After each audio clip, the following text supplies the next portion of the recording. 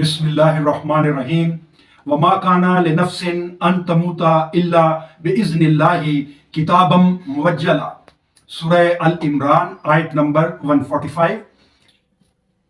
اور نہیں ہے اختیار کسی جان کو کہ وہ مرے اللہ کے حکم کے بغیر، لکھا ہوا ہے موت کا وقت معین۔ یہ سورہ العمران کی آیت نمبر 145 ہے جو میں نے آپ کے سامنے تلاوت کی ہے۔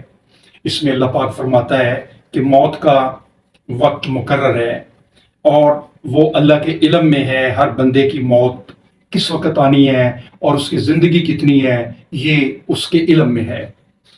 بھائی اور دوستو، اللہ کے سوا نہ کوئی زندگی دے سکتا ہے اور نہ موت۔